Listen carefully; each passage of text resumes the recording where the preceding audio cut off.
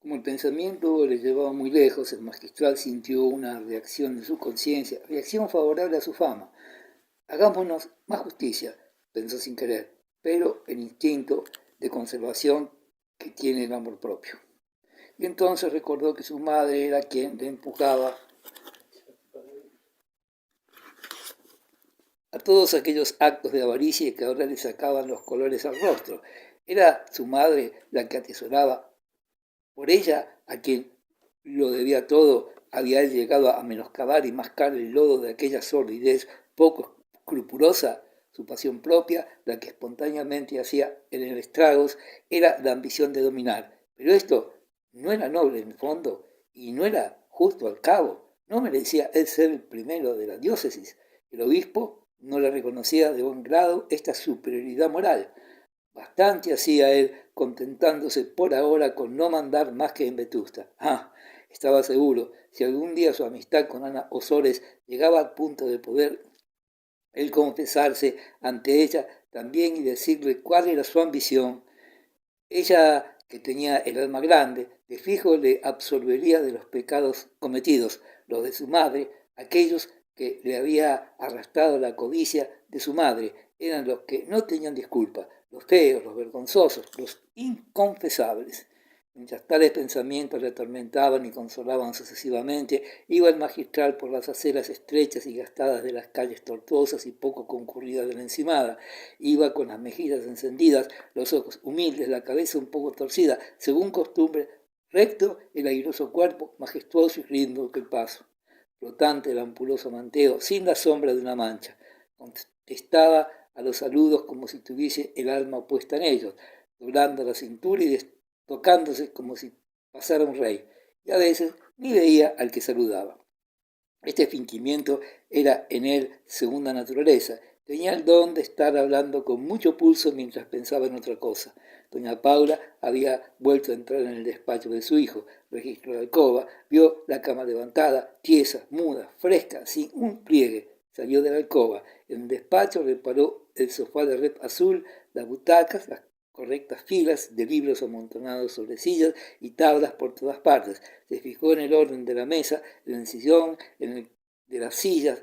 Parecía olfatear con los ojos. Llamó a Teresina, le pregunté cualquier cosa, haciendo en su rostro excavaciones con la mirada como quien anda a minas. Se metió por los pliegues del traje, correcto como el orden de las sillas, de los libros, de todo. La hizo hablar para apreciar el tono de la voz como el timbre de una moneda. La despidió. Oye, volvió a decir, nada, vete. Se encogió de hombros. Es imposible, dijo entre dientes, no hay manera de averiguar nada. Y saliendo del despacho, dijo todavía, qué capricho de hombres. Y subiendo a la cabeza del segundo piso, añadió, es como todos, siempre fuera. Capítulo 12. Don Francisco de Asís Carraspique era uno de los individuos más importantes de la Junta Carlista de Vetusta y el que hizo más sacrificios pecuniarios en tiempos oportunos. Era político porque se le había convencido de que la causa de la religión no prosperaría si los buenos cristianos no se metían a gobernar. Le dominaba por completo su mujer, fanática, ardentísima, que aborrecía a los liberales porque allá en la otra guerra los cristianos habían ahorcado de un árbol a su padre sin darle tiempo para confesar. Carraspique frisaba con los 60 años y no se distinguía ni por su valor ni por sus dotes de gobierno, se distinguía por sus millones. Era el mayor contribuyente que tenía en la provincia la soberanía subrepticia de don Carlos VII.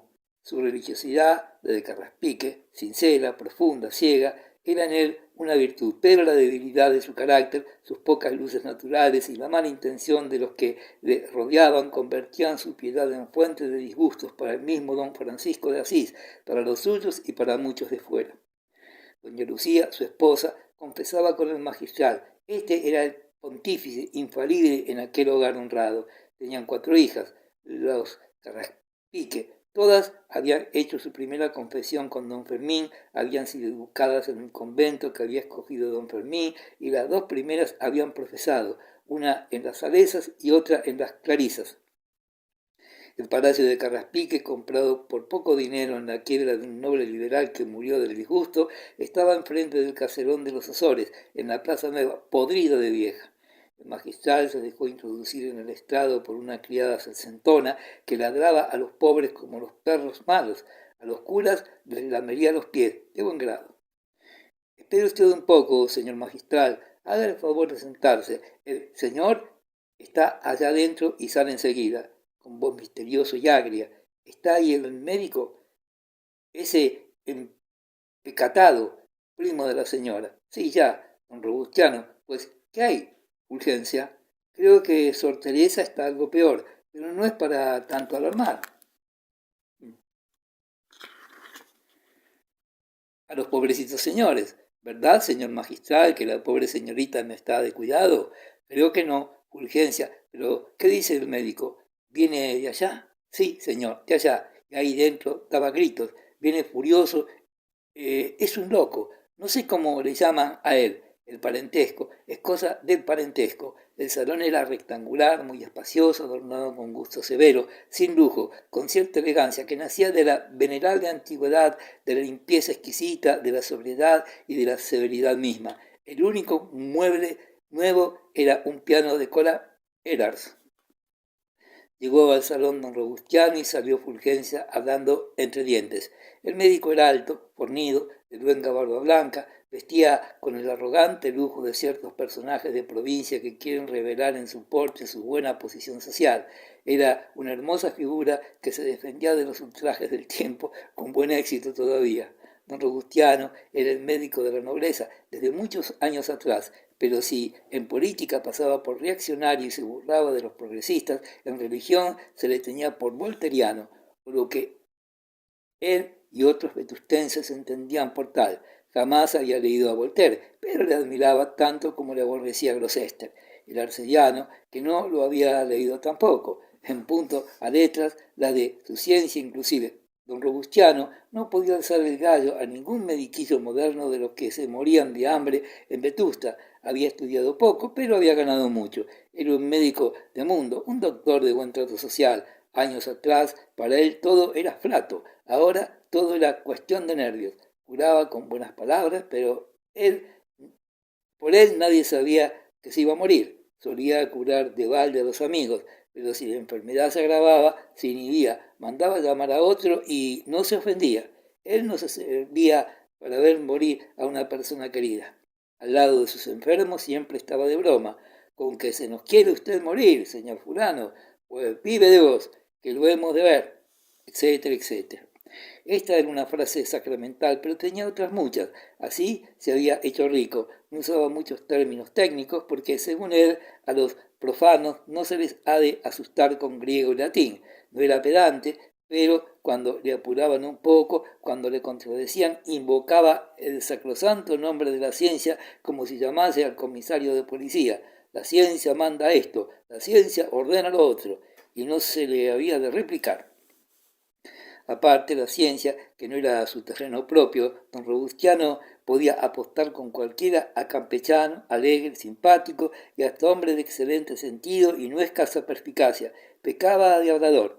Al magistral no se le podía tragar, pero tenía su influencia en las casas nobles y le trataba con fingida franqueza y amabilidad falsa. De Paz le tenía a él por un grandísimo majadero, pero le tributaba la cortesía que empleaba siempre en el trato, sin distinguir entre majaderos y hombres de talento. Ah, mi señor don Fermín, cuánto bueno. Llega usted a tiempo, amigo mío. El primo está inconsolable. Buen día el de su santo. Le he dicho la verdad, toda la verdad, y es claro ahora que la cosa no tiene remedio, se desespera. Es decir, remedio, yo creo que sí, pero todas estas ideas exageradas que, en fin, a usted se le puede hablar con franqueza, porque es una persona ilustrada. ¿Qué hay, don Robustiano? ¿Viene usted de las Salesas? Sí, señor, de aquella posilga vengo. ¿Cómo está Rosita? ¿Qué hay Rosita? Si ya no hay Rosita, si ya se acabó Rosita, ahora es Sor Teresa, que no tiene rosas ni en el nombre ni en las mejillas. Don Robustiano se acercó al magistral, miró a todos los rincones, a todas las puertas y con la mano delante de la boca dijo, aquello es el acabose. El magistral sintió un escalofrío. ¿Usted cree? Sí, creo. en una catástrofe próxima. Es decir, distingo en nombre de la ciencia. Yo, Somoza, no puedo esperar nada bueno. Yo, hombre de ciencia, necesito declarar primero que si la niña sigue respirando en aquel medio, no hay salvación, pero si se la saca de allí, tal vez haya esperanza. Segundo, que es un crimen de lesa humanidad. No poner los medios que la ciencia aconseja. Señor magistral, usted que es una persona ilustrada, ¿cree usted que la religión consiste en dejarse morir junto a un albañal? Porque aquello es una letrina. Sí, señor, una cloaca. Ya sabe usted que es una residencia interina. Las abesas están haciendo, como usted sabe, su convento junto a la fábrica de pólvora. Sí, ya sé, pero cuando el convento esté edificado y las mujeres puedan trasladarse a él, nuestra Rosita habrá muerto. Señor Somoza, ¿el cariño le hace a usted acaso ver el peligro mayor de lo que es? ¿Cómo mayor, señor de paz? ¿Querrá usted saber más de que la ciencia? Ya le he dicho a usted que la ciencia opina. Segundo, que es un crimen de lesa humanidad. Ah, si yo tomara al curita que tiene la culpa de todo esto, porque aquí andan curas, señor magistral, estoy seguro, y usted dispense, pero ya sabe usted que yo distingo entre clero y clero. Si todos fueran como usted, ¿a qué mi señor don Fermín no aconseja a ningún padre que tenga 4 hijas como 4 soles que las haga monjas, una por una a todas, como si fueran los carneros de Panurgo? El magistral no pudo menos de sonreír recordando que los carneros de Panurgo no habían sido monjas ni frailes, pero don Robustiano repetía lo de los carneros de Panurgo sin saber qué ganado era aquel, como no sabía otras muchas cosas. Ya queda dicho que no leía libros, le faltaba tiempo. Don Fermín pensaba, ¿serán indirectas las necesidades de este majadero? Yo sospecho, continuó el doctor, que mi pobre Carraspique está supeditado a la voluntad de algún fanático. Verbigracia, el rector del seminario, ¿no le parece a usted que puede ser el señor Escosura, ese Torquemada, Purrir, el que ha traído a esta casa tanta desgracia? No, señor, no creo que sea ese, ni que haya en esta casa tanta desgracia como usted dice. Va ya 2 niñas al hoyo. ¿Cómo al hoyo? O al convento, llámelo usted H. Pero el convento no es la muerte. Como usted comprende, yo no puedo opinar en ese punto. Sí, comprende, y usted dispense, pero en fin, ya que existen conventos, señor, que los construyan en condiciones higiénicas. Si yo fuera gobierno, cerraba todos los que no estuvieran reconocidos por la ciencia. La higiene pública prescribe. El señor Somoza expuso latamente varias vulgaridades relativas a la renovación del aire, a la calefacción, aeroterapia y demás asuntos de folletín semicientífico. Después volvió la desgracia de aquella casa, 4 hijas y 2 ya monjas. Esto es absurdo. No, señor, absurdo no, porque son ellas las que libremente escogen. Libremente. Ríase usted, señor magistral, ríase usted, que es una persona tan ilustrada de esta pretendida libertad. Cabe libertad donde no haya elección, cabe elección donde no se conoce más que uno de los términos en que ha de consistir. Don Robustiano hablaba casi como un filósofo cuando se acaloraba. Si a mí no se me engaña, continuó. Si yo conozco bien esta comedia, ¿no ve usted, señor mío, que yo las he visto nacer a todas, ellas que las he visto crecer, que he seguido paso a paso todas las vicisitudes de su existencia? Verá usted el sistema. Don Robustiano se sentó y prosiguió diciendo, hasta que tienen 15 o 16 años, las hijas de mi primo no ven el mundo. A los 10, a los 11 van al convento. Allí sabe Dios lo que les pasa. Ellas no lo pueden decir, porque las cartas que escriben las dictan las monjas y están siempre cortadas por el mismo patrón, según el cual aquello es el paraíso. A los 15 años vuelven a casa, no traen voluntad. Esta facultad del alma, o la que sea, les queda en el convento como un trasto inútil para dar una satisfacción al mundo, a la opinión pública. Desde los 15 a los 18 o 19 se presenta la farsa piadosa de hacerles ver el siglo por un agujero. Esta manera de ver el mundo es muy graciosa, mi señor don Fermín. ¿Recuerda usted el convite de la cigüeña? Pues eso, las niñas ven el mundo dentro de la redoma, pero no lo pueden catar. A los bailes, Dios nos libre. Al teatro, abominación. A la novena, al sermón. Y de Pascuas a Ramos, un paseíto con la mano por el espolón o el paseo de verano. Los ojitos en el suelo no se habla con nadie y enseguida a casa. Después viene la gran prueba, el viaje a Madrid. Allí se ven las piedras del Retiro, el museo de pinturas, el Naval, la Almería, nada de teatros ni de bailes, que aún son más peligrosos que en Vetusta. Correr calles, ver mucha gente desconocida, despearse y a casa. Las niñas vuelven a su tierra diciendo de todo corazón que se han aburrido en la corte, que su convento de su alma, que cuanto más se divierten allí con las madres y las compañeras. Vuelta a Vetusta, un mozalbete se enamora de cualquiera de las niñas, va de retro, se le despide con cajas destempladas, en casa se rezan todas las horas canónicas, maitinis, vísperas, después el rosario con su coronilla, un Padre Nuestro a cada santo de la corte celestial, ayunos, vigilias y nada de balcón, ni de tertulia, ni de amigas que son peligrosas. Eso sí, tocar el piano si se quiere y coser a discreción. Como artículo de lujo se permite a las niñas que se rían a su gusto con los chistes del arcediano. El diplomático señor Mourero, alias Gloucester, suelta el buen mozo torcido con una gracia babosa. Las niñas la ríen, al papá se le cae la baba también. Mísero carraspique, y tutti contenti. El arcediano no es el cura que hay aquí oculto, no. Este representa la parte contraria, el demonio o el mundo, pero como es natural a las niñas les parece que el atractivo mundanal reducido al gracejo de Mourero es poca cosa, y en cambio el claustro ofrece goces puros y cierta libertad. Sí, señor, cierta libertad, si se compara con la vida archimonástica de lo que yo llamo la regla de Doña Lucía, mi prima carnal. Ah, señor de paz, fácil victoria la de la iglesia. Las niñas, en vista de que Vetusta es andar de templo en templo con los ojos bajos, Madrid ir de museo en museo rompiéndose los pies y tropezando, el hogar un cuartel místico con chistes de cura por todo encanto, resuelven libremente meterse a monjas para gozar un poco de autonomía, como dicen los liberalotes, que nos dan una libertad parecida a la que gozan las hijas de Carraspique. El magistral oyó con paciencia el discurso del médico y por decir algo dijo, no podrá usted negar que en cada caso el trato es jovial, franco, a 100 leguas de toda gasmoñería. Otra farsa. No sé quién diablos ha enseñado a mi primo esta comedia. El que entra aquí piensa que es calumnia lo que se cuenta de la rigidez monástica de este hogar honrado, pero aburrido. Las apariencias engañan. Esta alegría sin saber por qué, estas bromitas de perigaya y usted dispense, esta tolerancia formal puramente exterior son disimulos para tapar la boca a los profanos. El magistral miraba al médico con gran curiosidad y algo de asombro. ¿Cómo que el hombre de tan escasas luces discurría así en tal materia? ¿Sabía Somoza que era él y nadie más el cura oculto, el jefe espiritual de aquella casa? Si lo sabía, ¿cómo le hablaba así? También los tontos tenían el arte de disimular. Entró Carraspique en el salón, traía los ojos húmedos de recientes lágrimas, abrazó al magistral y le suplicó fervorosamente que fuese a las Salesas a ver cómo estaba su hija.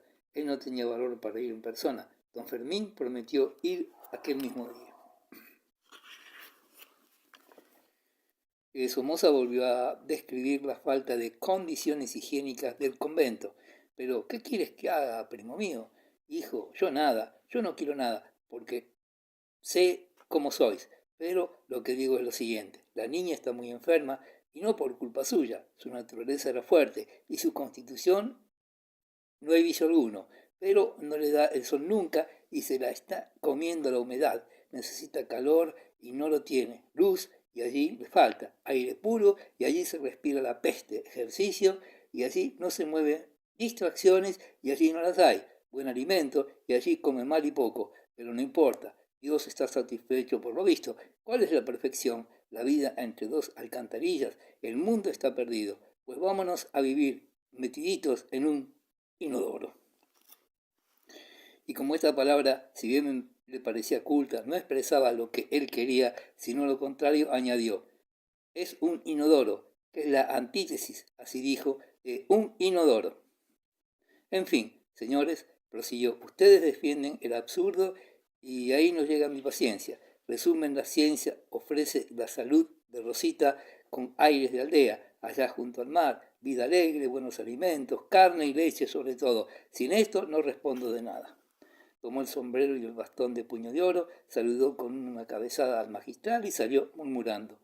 A lo menos San Simeón Estilita estaba sobre una columna, pero no era una columna de este orden, no era un estercolero. Doña Lucía se presentó y con un gesto displicente contestó a las palabras de su primo que había oído desde lejos. Es un loco, hay que dejarle. Pero nos quiere mucho, advirtió Carraspique, pero es un loco, haciéndole favor. El magistral, con buenas palabras, vino a decir lo mismo. No había que hacer caso de Somoza, era un sectario. Ciertamente el convento provisional de las Salesas no era buena vivienda. Estaba situado en un barrio bajo, en lo más hondo de una vertiente del terreno, sin sol. Allí desahogaban las mal construidas alcantarillas de gran parte de la encimada, y en efecto, en algunas celdas la humedad traspasaba las paredes y había grietas. No cabía negar que a veces los olores eran insufribles. Tales miasmas no podían ser saludables, pero todo aquello duraría poco, y Rosita no estaba tan mal como el médico decía. El de las monjas aseguraba que no, y que sacarla de allí sola, separarla de sus queridas compañeras de su vida regular, hubiera sido matarla. Después don Fermín consideró la cuestión desde el punto de vista religioso.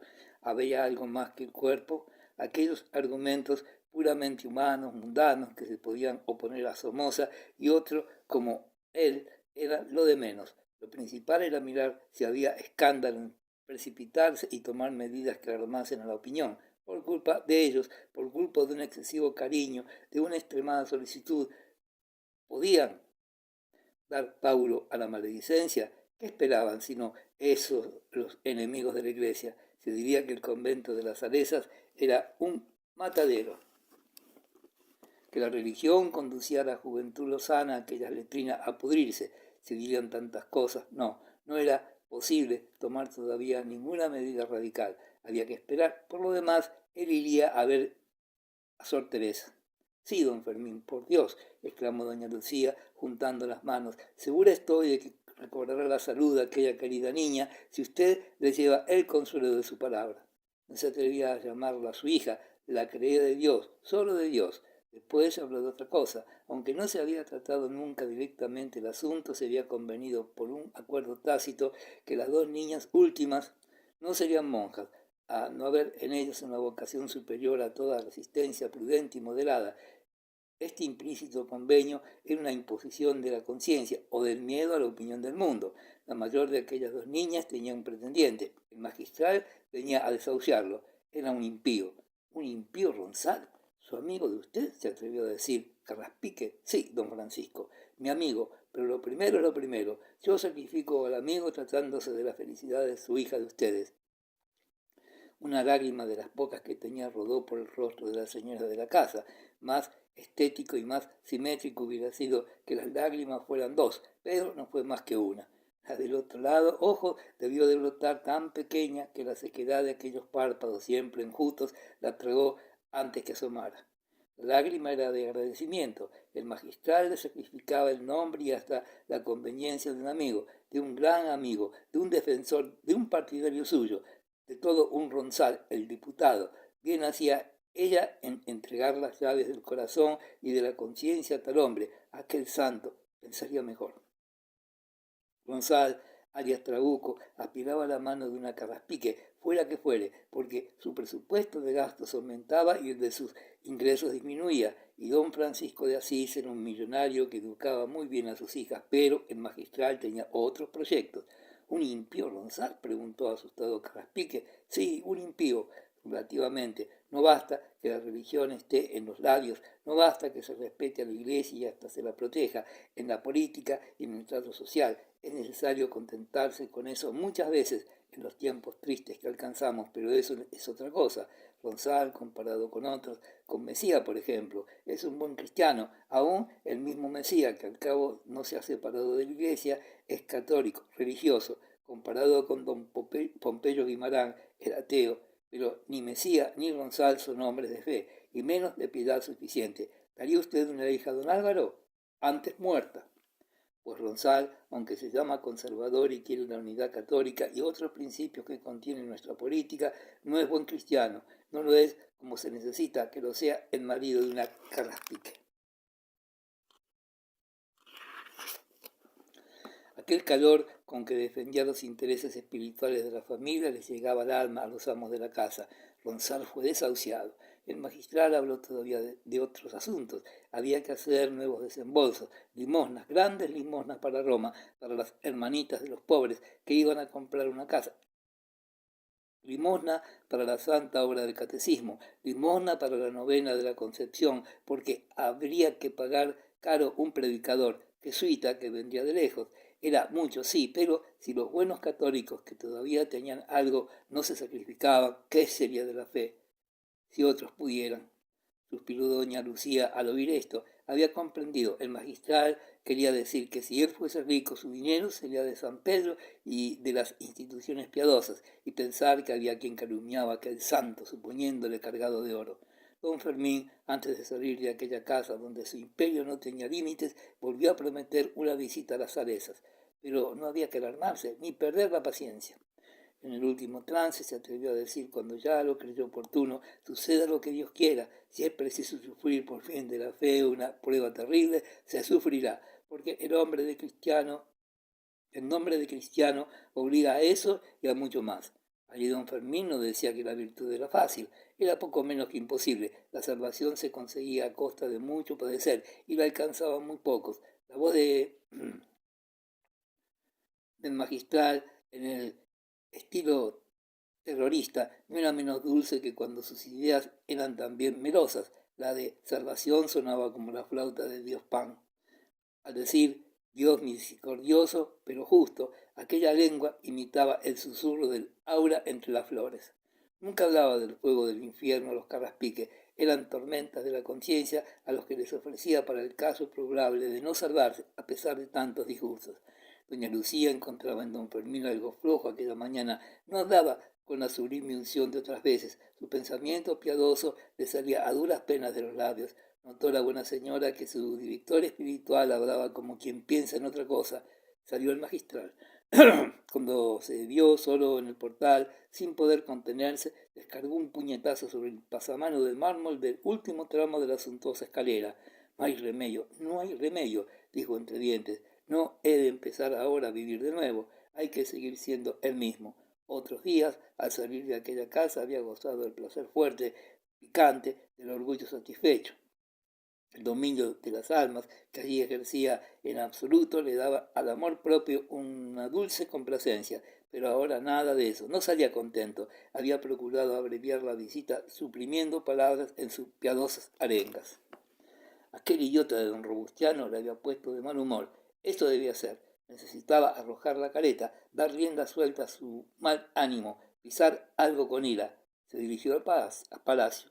Así se llamaba por antonomasia al del obispo. Sumido en la sombra de la catedral, ocupaba un lado entero de la plazuela húmeda y estrecha que llamaban la Corralada. Era el palacio un apéndice de la basílica, coetáneo de la torre, pero de peor gusto, remedando muchas veces en el siglo pasado y el presente, con emplastos de cal y sinapismos de barro. Parecía un inválido de la arquitectura, y la fachada principal renovada, recargada de adornos churriguerescos, sobre todo en la puerta y el balcón de encima, le daba un aspecto grotesco de viejo verde.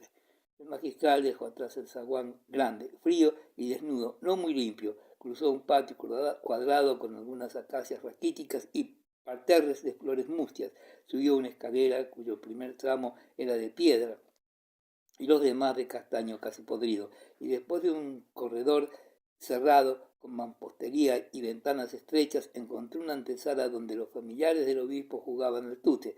La presencia del provisor interrumpió el juego. Los familiares se pusieron en pie y uno de ellos, hermoso, rubio, de movimientos suaves y ondulantes, de vulgarísimo traje talar perfumado, abrió una mampara forrada de damasco color cereza.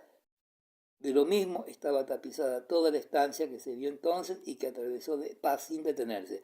¿Dónde estará don Anacleto? Creo que tiene visita, respondió el paje. Unas señoras. ¿Qué señoras? Don Anacleto encogió los hombros con mucha gracia y sonrió. Don Fermín vaciló un momento, dio un paso atrás, pero enseguida volvió a adelantarlo y le abrió una puerta de escape, por donde desapareció.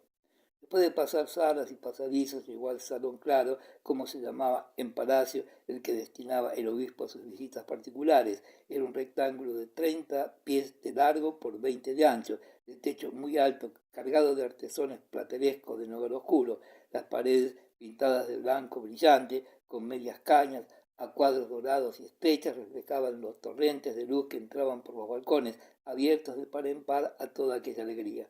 Los muebles forrados de damasco, amarillo, barnizados de blanco también, de un lujo anticuado, bonachón y simpático, reían a carcajadas con sus contorsiones de madera retorcida, oro en curvas panzudas, ora en columnas salomónicas. Los brazos de las butacas parecían puestos en jarras, los pies de las consolas hacían piruetas. No había estela ni alfombra, a no constar lo que rendía homenaje al sofá. Era de moqueta y representaba un canastillo de rosas encarnadas, verdes y azules. Era el gusto de su ilustrísima. De las paredes de norte y sur pendían sendos cuadros, les enseño, pero retocados con colores chillones que daban gloria. Los otros muros los adornaban grandes grabados ingleses con marco de ébano. Allí estaba Judith, Esther, Dalila y Rebeca.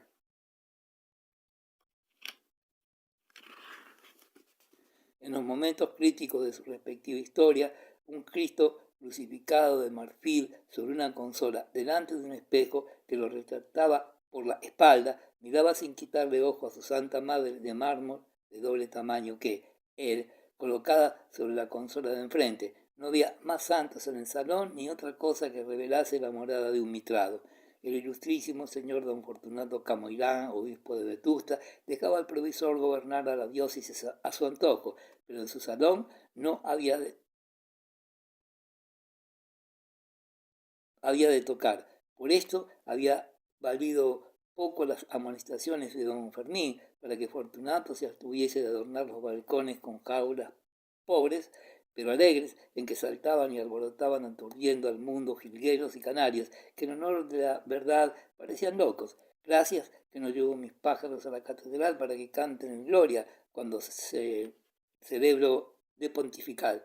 Cuando yo era párroco de las Bergelinas, jilgueros y alondras y hasta cardenales cantaban y silbaban en el coro, y era una delicia oírlos. Fortunato era un santo alegre que no podía haber una irreverencia donde se podía admirar y amar una obra de Dios. Gloucester, el maquiavélico arcediano, opinaba que el obispo, pero este era un secreto, no estaba a la altura de su cargo. No basta ser bueno, decía, para gobernar una diócesis. Ni los poetas sirven para ministros, ni los místicos para obispos. Esta opinión era la más corriente entre el clero del obispado. Los señores de la Junta Carlista creían lo mismo. Jamás habían podido contar para nada con el obispo. ¿Qué resultaba de aquella excesiva piedad? Que su ilustrísima se abandonaba en brazos del provisor para todos lo referente al gobierno de la diócesis. Esto, según unos, era la perdición del clero y del culto, según otros, una gran fortuna, pero todos convenían en que el bueno de Camoirán no tenía voluntad. Era cierto que había aceptado la mitra condición de escoger sin que valieran recomendaciones una persona de su confianza en quien depositar los cuidados del gobierno eclesiástico. El magistral era sin duda el hombre de más talento que él había conocido. Además, doña Paula, cuando su hijo era un humilde seminarista, había servido en calidad de ama de llaves a Camoirán, a la sazón canónigo de Astorga. Desde entonces aquella mujer de hierro había dominado al pobre santo de cera. El hijo, ayudado por la madre, continuó la tiranía y, como decían ellos, le tenían en un puño. Y él estaba así muy contento. ¿Cómo había llegado obispo? En una época de nombramientos, de intriga, de complacencias palaciegas para aplacar las quejas de la opinión, se buscó un santo a quien dar una mitra y se encontró al canónigo Camoirán. Llegó a Vetusta echando bendiciones y recibiéndolas del pueblo. Con gran escándalo de su corazón, sencillo y humilde, se contaban maravillas de su virtud y casi le atribuyeron milagros. En cierta ocasión, cuando hacía su visita a las parroquias de los vericuetos, en el riñón de la montaña, jinete de un borrico bordeando abismos entre la nieve, se le presentó una madre desesperada con su hijo en los brazos. Una víbora había mordido al niño. ¡Sálvemelo, sálvemelo!, gritaba la madre de rodillas cerrando el paso al borrico. Si yo no sé, si Yo no sé, gritaba el obispo, desesperado, temiendo por la vida del angelito. Sí, sí, tú que eres santo, replicaba la madre con alaridos. El cauterio, pero yo no sé. Un milagro, repetía la madre. La vida de Fortunato la ocupaban cuatro grandes cuidados: el culto de la Virgen, los pobres, el púlpito y el confesionario. Tenía 50 años, la cabeza llena de nieve y su corazón todavía se abrazaba en fuego de amor a María Santísima. Desde el seminario, y ya había llovido después, su vida había sido una oda consagrada a las alabanzas de la Madre de Dios. Sabía mucha teología, pero su ciencia predilecta consistía en la doctrina de los misterios que se refieren a la mujer sine dade concepta. De memoria hubiera podido repetir cuánto han dicho los santos padres y los místicos en honor de la Virgen, y sabía alabarla en el estilo oriental, con metáforas tomadas del desierto, del mar, de los valles floridos, de los montes de cedros, en estilo romántico, que irritaba al arcipreste, y en el estilo familiar con frases de cariño paternal, filial y fraternal. Tenía escrito 5 libros que primero se vendían a peseta y después se regalaban, titulados así: El Rosal de María en verso, Flores de María, La Devoción de la Inmaculada, El Romancero de Nuestra Señora, La Virgen y el Dogma. Nunca se le había aparecido la Reina del Cielo, pero consuelos se los daba a manos llenas, y el espíritu se le inundaba de luz y de una alegría que no podían oscurecer ni turbar todas las desdichas del mundo, al menos las que él había padecido. En limosna se le iba casi todo el dinero que le daba el gobierno y mucho de lo que él había heredado, pero ay del sastre si le quería engañar cobrándoles caro los remiendos de sus pantalones. No sabía él lo que eran remiendos, no había surcido su ropa y cosido botones. Muchas veces, en cuanto al zapatero, que era de los más humildes, aguzaba el ingenio para que las piezas y medias suelas que ponía a los zapatos del obispo estuvieran bien disimuladas. Pero señor, gritaba el ama de llaves, doña Úrsula, heredera en el cargo de doña Paula, si usted pide milagros, ¿cómo no se han de conocer las puntadas? Compre usted unos zapatos nuevos, como Dios manda y será mejor. ¿Y quién te dice a ti, bachillera, que a Dios manda comprar zapatos nuevos mientras el prójimo anda sin zapatos? Si ese remendón supiera su oficio, parecerían estos una gloria. El obispo tenía sus motivos para exigir que los remiendos del calzado no se conocieran. El provisor todos los días le pasaba revista como un recluta, mirándole de hito en hito cuando le quería distraído. Y si notaba algún descuido de indumentaria que acusara la pobreza indigna de un mitrado, le reprendía con acritud. Esto es absurdo, decía de Paz. ¿Quiere usted ser el obispo de los miserables, un obispo del libro prohibido? ¿Hace usted eso para darnos en cara a los demás que vamos vestidos como personas decentes y como exige el decoro de la iglesia? ¿Cree usted que si todos hiciéramos pantalones rementados como un afilador de navajas o un limpias chimeneas, llegaría a la iglesia a dominar en las regiones en que el poder habita? No es eso, hijo mío, no es eso, respondía el obispo, sofocado con ganas de meterse debajo de la tierra. Si es una gloria veros vestidos de nuevo, así debe ser. Sí, ya lo sé. ¿Crees tú que no gozo yo mirándoos a ti y a don Custodio y al primo del ministro tan buenos mozos, tan relucientes, tan lechuguinos como vuestro sombrero de teja, cortito, abierto, felpudo? Pues ya lo creo. Si eso es una bendición de Dios, si así debe ser. Pero ¿sabes tú quién es Rosendo? Es un grandísimo pillo que me pide 3 pesetas por medias suelas y ni siquiera tapa un agujerito. ¿Qué le puede salir a la piel? Estos son nuevos, palabra de honor que son nuevos, pero se ríen. ¿Qué le hemos de hacer si tienen buen humor? Durante algunos años, Fortunato había sido el predicador de moda en Vetusta. Su antecesor rara vez subía al púlpito y al verle a él en la cátedra del Espíritu Santo casi todos los días despertó la curiosidad primero, después el interés y hasta el entusiasmo de los fieles. Su elocuencia era espontánea, ardiente, improvisaba, era un orador verdadero, valía más que en el papel en el púlpito en la ocasión. Hablaba de repente, llamas de amor místico subían de su corazón a su cerebro y el púlpito se convertía en un pebetero de poesía religiosa cuyos perfumes inundaban el templo, penetraban en las almas Sin pensar en ello, Fortunato poseía el arte supremo del escalofrío. Sí, lo sentía el auditorio al oír aquella palabra de unción elocuente y santa. La caridad en sus labios era la necesidad suprema, la belleza suma, el mayor placer. Cuando Fortunato bajaba de la catedral deseando a todos la gloria por los siglos de los siglos, la unción del prelado corría por el templo como una influencia magnética. Parecía que si se tocaban los cuerpos iban a saltar chispas de caridad eléctrica. El entusiasmo, la conversión se veían en miradas y sonrisas. En aquellos momentos los vetustenses tomaban en serio lo de ser todos hermanos. Pero esto había sido el principio. Después el público empezó a cansarse. Decían que el obispo se prodigaba demasiado. El magistral no se prodigaba. Estudia más los sermones, decían unos. Es más profundo, aunque menos evidente, y más elegante en el decir. Y tiene mejor figura en el púlpito. El magistral es un artista, el otro es un apóstol.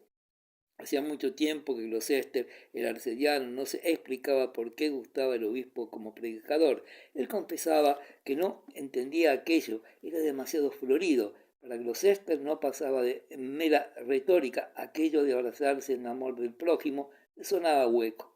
El dogma y la controversia, el obispo nunca hablaba mal de nadie. Para él, como si no hubiera un grosero materialismo, ni una hidra revolucionaria, ni un satánico non-serbian librepensador.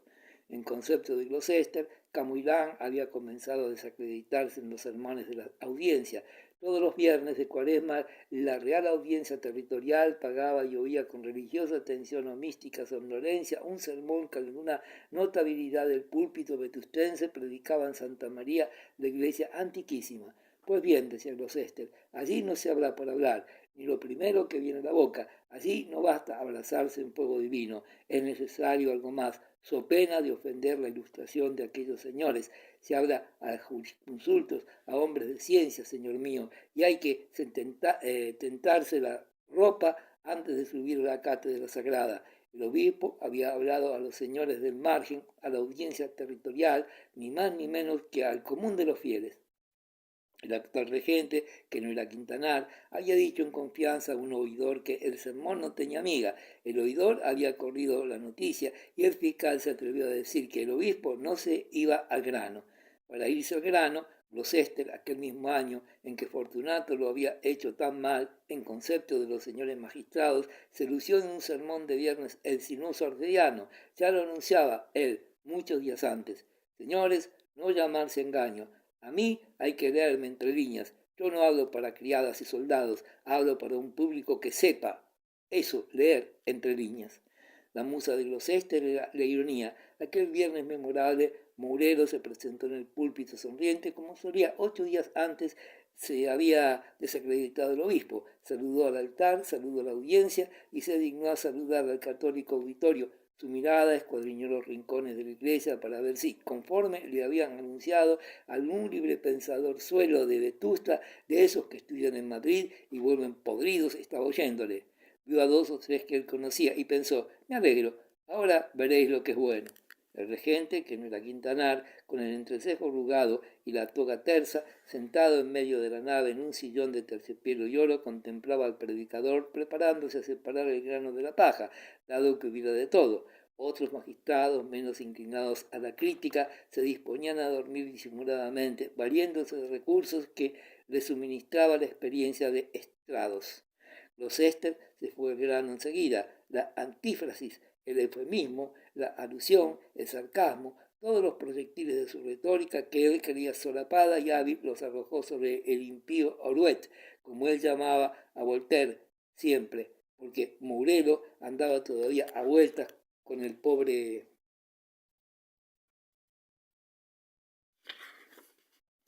Voltaire. De los modernos impíos había poco, algo de Renan y de algún apóstate español, pero nada más, nombres propios casi ninguno. El grosero materialismo, el asqueroso sensualismo, los cerdos de los establos de Epicuro y otras colectividades así hacían el gasto, pero nada de Strauss, ni de luchas exegéticas, ni de Tubinga, ni de Gotinga. Amigo, esto queda para el magistral, con no poca envidia de Gloucester.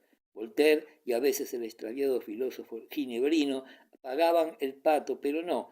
Otro caballo de batalla tenía el arcediano, el paganismo, la antigua idolatría. Aquel día, el viernes, estuvo oportunísimo burlándose de los egipcios. Al regente le costó trabajo contener la risa que procuraba excitar Gloucester.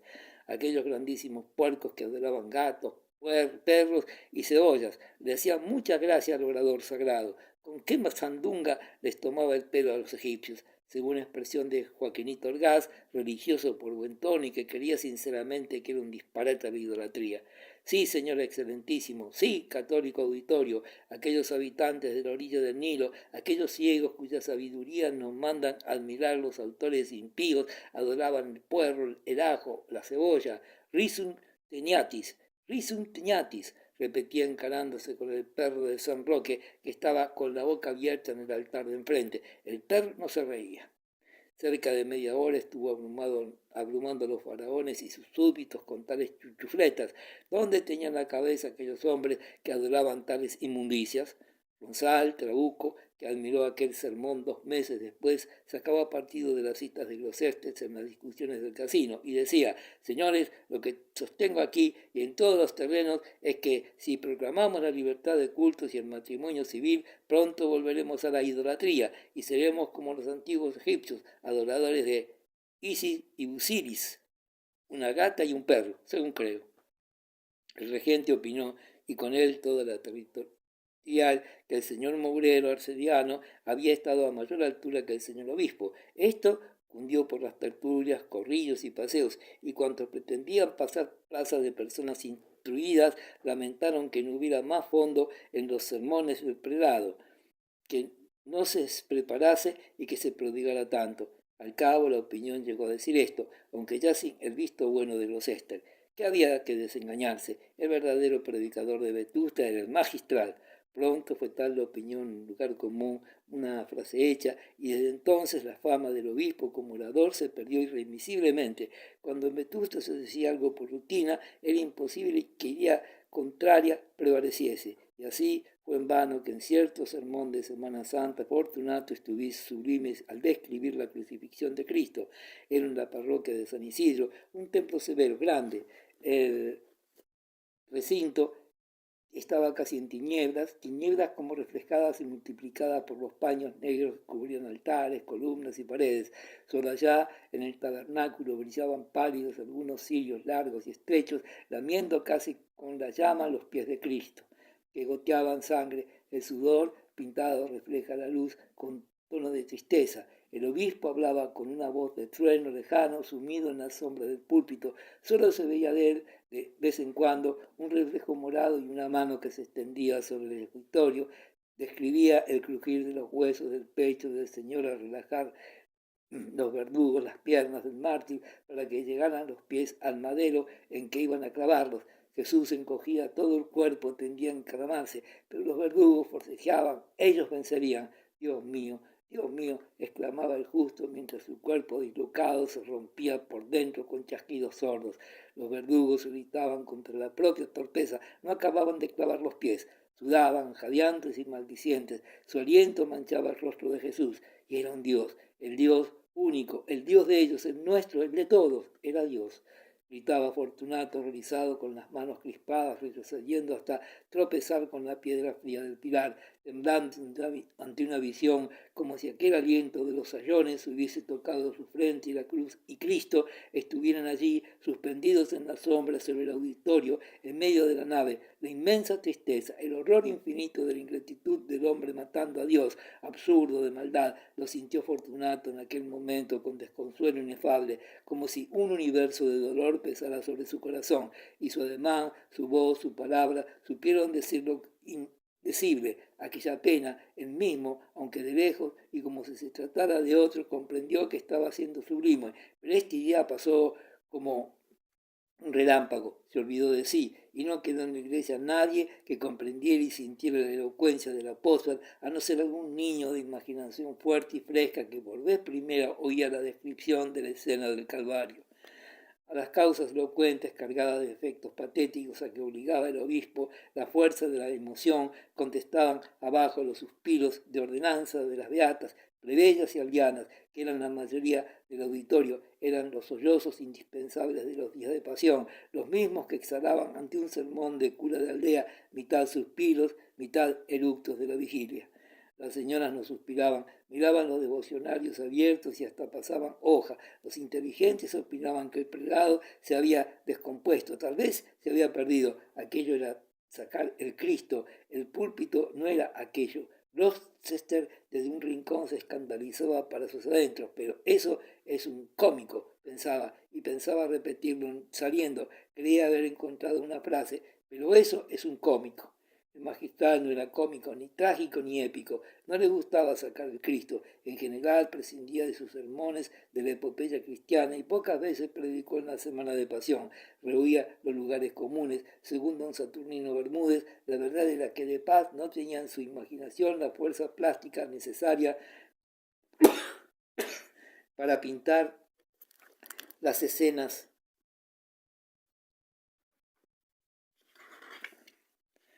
del Nuevo Testamento con alguna originalidad y con vigor. Cada vez que necesitaba repetir lo de y el verbo se hizo carne en lugar del pesebre y el niño Dios veía dentro del cerebro las letras encarnadas del Evangelio de San Juan en un cuadro de madera en medio de un altar. Et verbum caro factum est.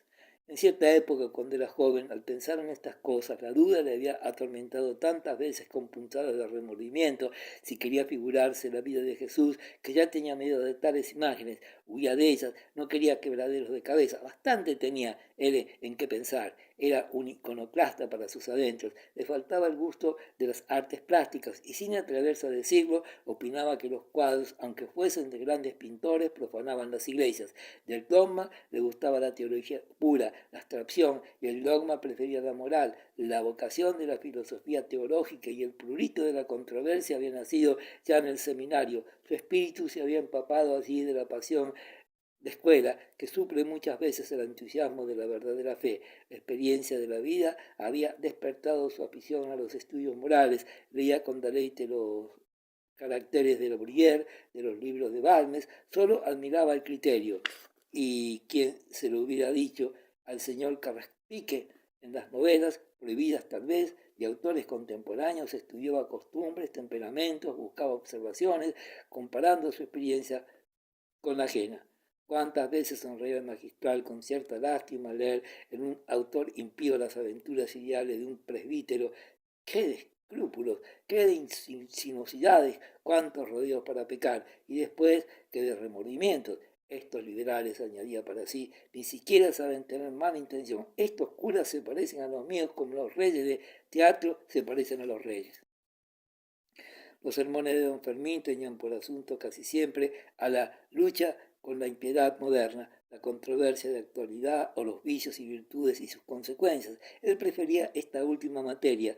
De vez en cuando, para conservar su fama de sabio entre las personas ilustradas de Vetusta, la emprendía con los infieles herejes, pero no se remontaba a los egipcios, ni siquiera a Voltaire, los herejes que descuartizaba en magistral eran frescos, atacaba a los protestantes, se burlaba con gracia de sus discusiones, buscaba con arte el lado flaco de su doctrina y de su disciplina eclesiástica, describiendo a veces los consistorios de Berlín, hacía pensar al auditorio, pero aquellos desgraciados están locos. No era su afán pintar a los enemigos como criminales encenados en el error, que es delito, sino como duros de mollera. La vanidad del predicador comunicaba luego con la de sus oyentes y se hacía una sola. Nacía el entusiasmo cordial y magnético de dos vanidades conformes. Lástima que tantos y tantos millones de hombres, como viven en las tinieblas de la idolatría, de la herejía, etc., no tuviesen el talento natural de los vetustenses, apiñados en el crucero de la catedral alrededor del púlpito. La salvación del mundo sería un hecho. El empeño constante del magistral en la cátedra de demostrar matemáticamente la verdad del dogma. Prescindamos por un momento del auxilio de la fe, ayudémonos solos de nuestra razón. Ella basta para probar. Gran interés ponía en que la razón bastase. La razón no explica los misterios, es verdad, pero explica que no se expliquen. Esto es mecánico, repetía, descendiendo gustoso al estilo familiar. En tales momentos su elocuencia era sincera, cuando traía entre ceja y ceja un argumento, cuando se esforzaba en demostrar por su A más B teológico, racional, cualquier artículo de fe, hablaba con calor, con entusiasmo. Entonces, solo entonces se descomponía un poco, dejaba los ademanes acompasados, suaves, académicos y encogía las piernas, se bajaba como un cazador en acecho para disparar sobre el argumento contrario, daba palmadas rápidas, sin medida, sobre el púlpito se arrugaba su frente, se erizaban las puntas de acero que tenían en los ojos y la voz se transformaba en trompeta desapacible y ronca. Pero, ay, esto era perderse, su público no entendía aquello, y de paz volvía a ser quien era, se erguía, doblaba las puntas de acero y tornaba a descargar citas sobre los abrumadores vetustenses, que salían de allí con jaqueca y diciendo, qué hombre, qué sabiduría, cuánto aprenderá a estas cosas, sus días deben ser de 48 horas.